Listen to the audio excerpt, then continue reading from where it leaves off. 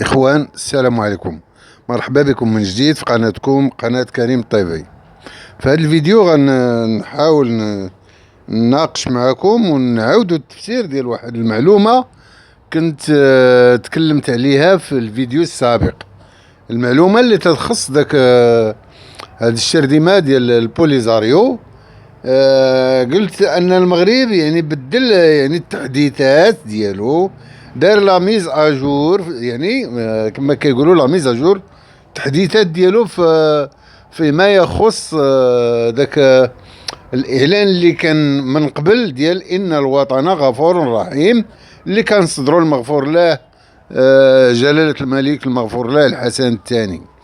كان بداك النداء كان يعني عطى واحد القيمة لداك الناس اللي هما في الجبهة ديال البوليزاريو، داك الانفصاليين، يعني عطاهم واحد الفرصة ديال انه اللي بغى يتدارك الموقف ديالو ويتراجع على الافكار ديالو هذا ويرجع من بلادو، ان الوطن غفور رحيم. يعني يجي يدخل لبلادو بكل حرية وهذا، ويندمج في الوطن ديالو ويعيش هاني مرتاح بحال سائر المواطنين. لكن كاين اللي بقاو في ذاك المخيمات ديال العار في تندوف واستمروا في الغي ديالهم مع ذاك الشرديمه ديال الانفصاليين البوليزاريو حتى نهاد الاواخر. دابا ملي قلت انايا البارح يعني في ذاك الفيديو الاخير، قلت ان المغرب دار تحديث ديال هاد المعلومات ديالو، سد المنافذ ديال الحدود ديالو في الوجه ديال هاد الناس، ما يوليوش يدخلوا للمغرب وما يسمح لهمش يجيو للمغرب الا في حاله واحده ووحيده، وهي ديال اللي عنده، اللي تبت انه مغربي الاصل وعنده جنسيه مغربيه. لان داك الناس داك الشرديمه ديال البوليزاريو فيهم جنسيات مختلفه ومختلطه، كل من هب ودب جا تمايا. كاين تما بزاف ديال الجنسيات يعني مختلفة كما قلنا، كل واحد منين جايين من الدول الساحل، جايين من الدول ديال امريكا الجنوبية، ديك امريكا اللاتينية، جايين من بزاف ديال المناطق في العالم باش كيجيو خادمين يعني داك الحرفة ديال البوليزاريو ديال هادو ديال المرتزقة. يعني كيتكرا كيجي ياخذ، يعطيوه هذاك الشيء اللي بغا ديال الفلوس وهذا، وياخذ القرطاس ويعطيوه يقرقبوه بلا دروغ وهذا ويطلقوه يزيد. هاد الناس هادو كانوا مخلطينهم مع واحد الفئة، واحد الطبقة قليلة ديال المغاربة اللي كانوا في واحد الوقت كانوا مندافعين، كانوا شباب مندافعين، تخلطوا معهم، زادوا معهم هاد الناس هادو اللي جي بيهم من بقاع العالم باش كونوا بهم داك الشرديمه اللي كيقولوا غيكونوا لهم جمهوريه صحراويه في تندوف. دابا المغرب مني حس بلي ان يعني كاين شي حاجه كما كيقولوا لا نار بدون دخان، او لا دخان بدون نار. هاد يعني الموضوع كيفاش تار هو عاد خرج للعلن. علاش بالضبط كان هاد خرج هاد الخبر هذا؟ واحد العنصر معروف عند البوليزاريو يعني قديم، يقال انه على الاقل عنده 47 سنة، هو عضو في هذه الجماعة ديال الانفصاليين، هذه الجماعة ديال الزندقة ديال البوليزاريو. 47 سنة، هو يعني قائد معروف عندهم تما، معروف بالتصريحات ديالو، بالخطط ديالو، معروف بالتصريحات ديالو انه هو ضد المغرب، يعني من ذاك المتشددين في الصفوف ديال البوليزاريو. هاد السيد هذا تا ولا كبار يعني في السن، ولا يعني تعرض من واحد شي نوع ديال المرض، شي مرض عضال قاصو وداك الشيء، والسيد غادي يعني مع الكبر في السن والمرض اللي ألم به، السيد بقى في الصحة ديالو متدهورة.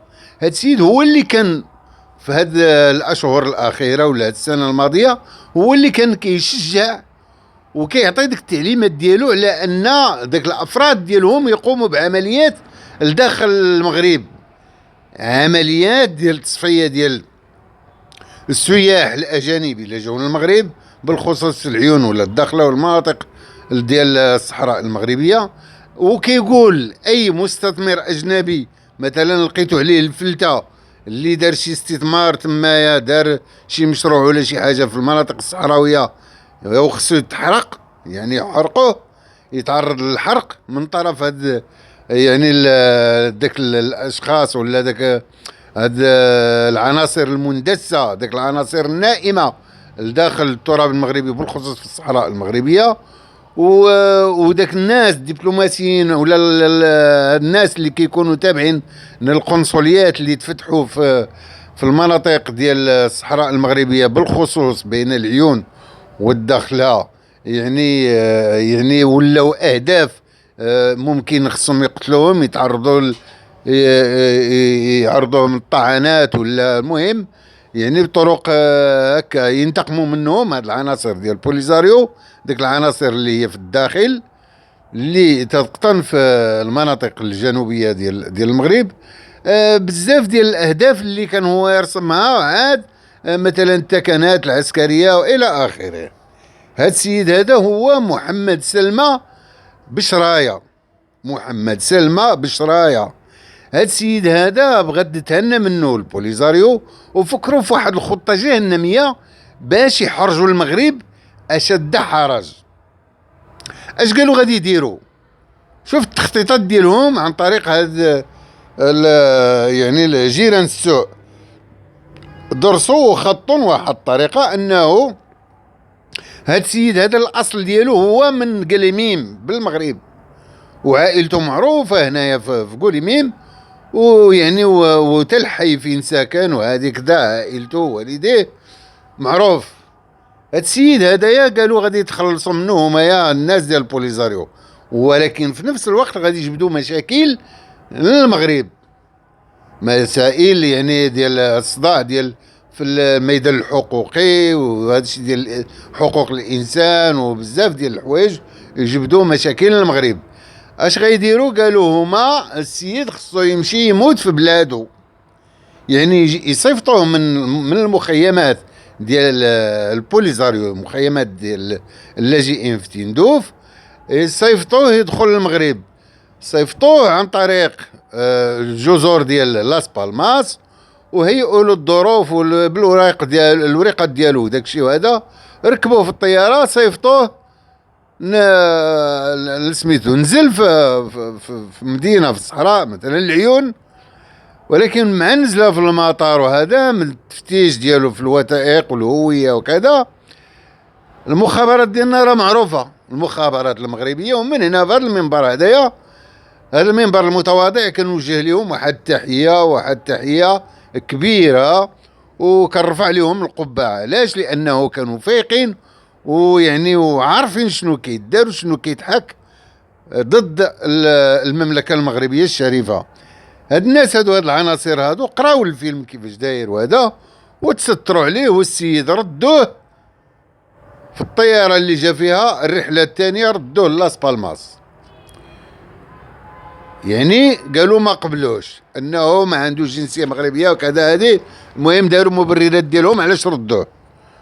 وفي النهايه اثبت ان الموقف ديال الناس المسؤولين على هاد البلاد والمسؤولين على المناطق الصحراويه ديال المغرب والمسؤولين حكوميين ويعني والقياد ديالنا ديال المملكه المغربيه انهم حريصين على الامن والاستقرار ديال هذه البلاد، وما يخليوش بلادنا تقاس باي مكروه.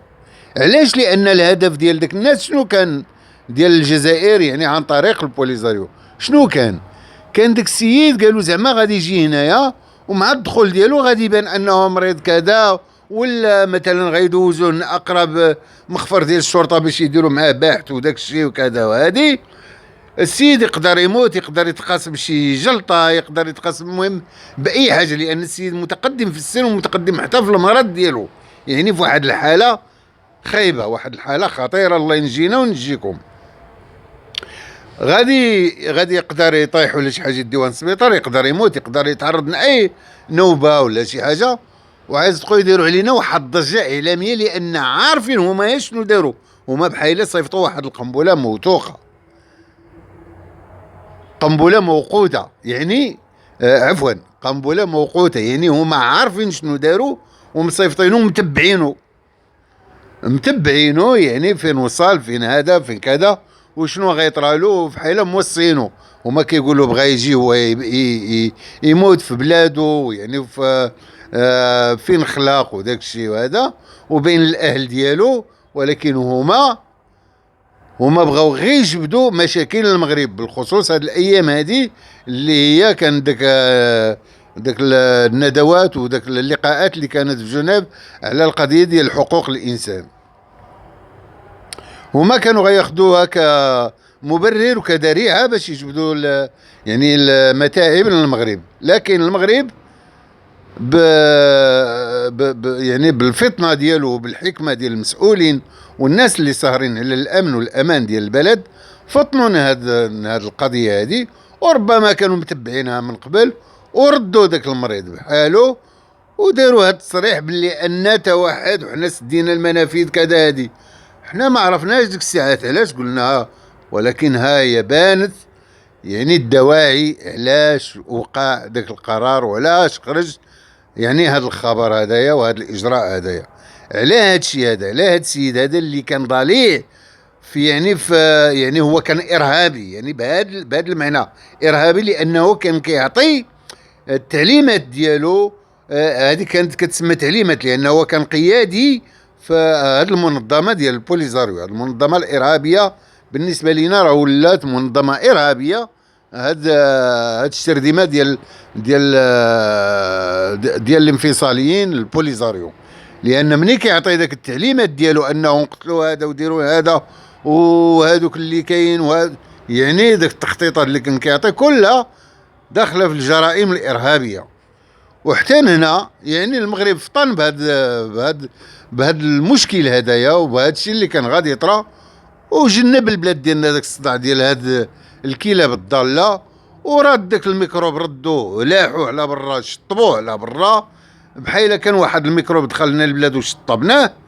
يعني اللي قال الاخر الماء والشطابه تنقع البحر.